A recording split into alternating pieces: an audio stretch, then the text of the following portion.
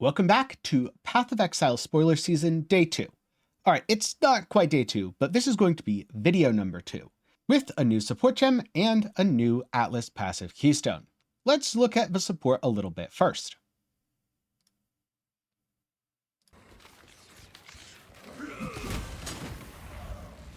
Those corpses got eaten really quickly.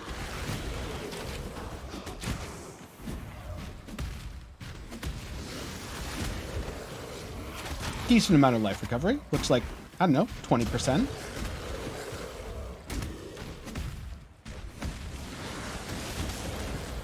I wonder if this means you can't use it with Desecrate. Okay, so after watching the video, I have a few thoughts. First up, can Devour support spells? Or is it only limited to attacks? And number 2, does it eat corpses from the enemy the skill killed exclusively, or when you kill an enemy, does it eat a corpse? Now, I don't 100% remember how many enemies in the game generate a corpse or don't. I believe, though, that the writhing jarworms do not generate corpses. Therefore, you'd have to desecrate new corpses if you wanted them to get eaten for the skill. But I'm not sure it really matters, because life gain on hit support is already really good. Life gain on hit adds a ton of recovery, and almost no one uses it. Sure, there might be some interesting corpse synergies here, especially with the Necromancer Ascendancy and Corpse Pact. You can think of this as a way to get 200% attack speed, at least as long as you're killing 200 enemies within a very short window. And this is the problem. It's life on kill. It's Devour Corpse on kill. Killing enemies means your build's already working, and you can already get a little bit of life on kill, either from a passive or an item, and it feels incredible. So why do you need more, and why do you need it on a support gem? Maybe it can support spells, and you do cast on damage taken, Devour support Stormbrand Culling Strike. But even then, if you're just one-shotting half of a pack, those corpses aren't going to get culled. You're instead going to cull rares, again making it somewhat ineffective. Being tied to kills makes me think this support is not going to see much use, unless it has a good damage multiplier.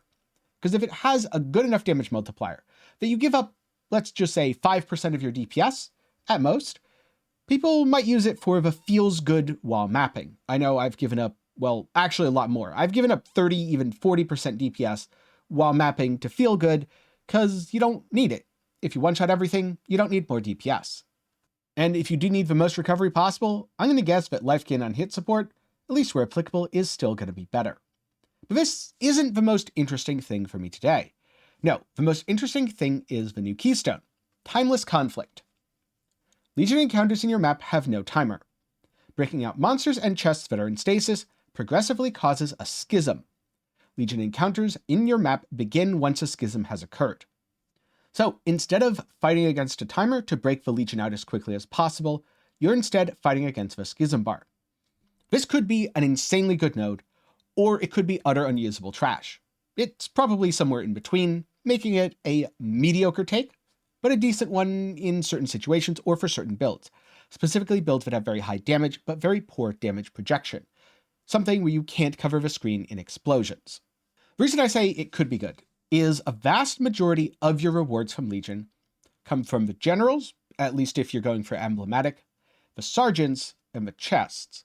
And you'll have all the time in the world, if you have really good control over your damage, to break everything out.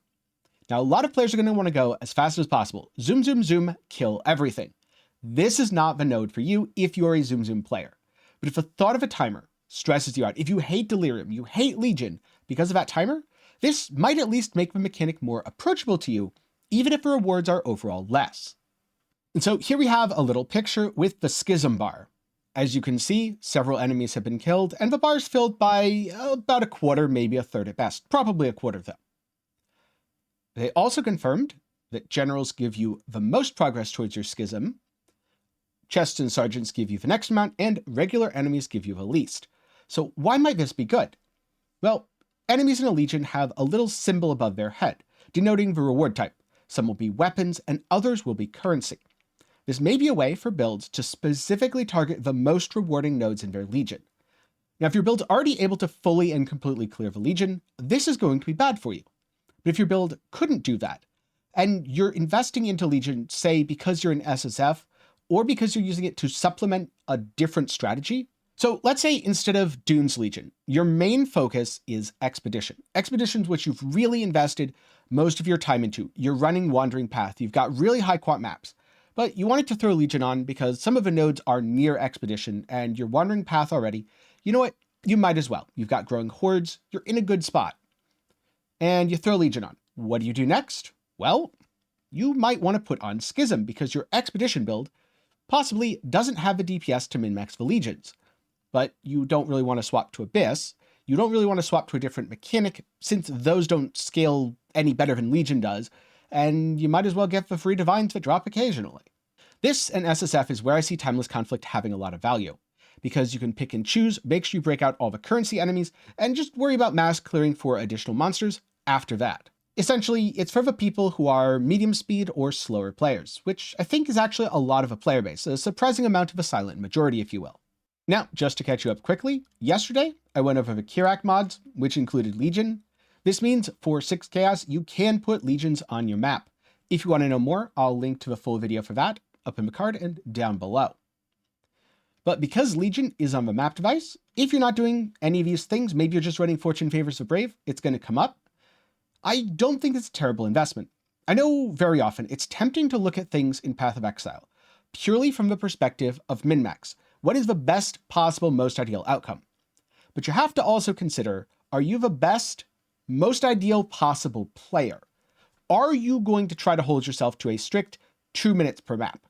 And don't get me wrong, I've made this mistake as well. When I talked about my speed farming strategy with White Map Beasts, I said I completed my maps in 2 minutes, so it was pretty darn fast. And then I got a bunch of comments of people saying that it took them 3 and 4 minutes, so the strategy wasn't as profitable for them. Which was a good reminder that just because I don't consider myself to be especially fast, doesn't mean I'm actually that much slower than a lot of other people. I'm sure there were plenty of people who didn't comment who said, wait, 2 minutes for a map? I complete it in 1 minute and 20 seconds. What are you doing taking so long? I also think for a newer player, someone who's feeling a little bit overwhelmed, Timeless Conflict simplifies stuff a lot.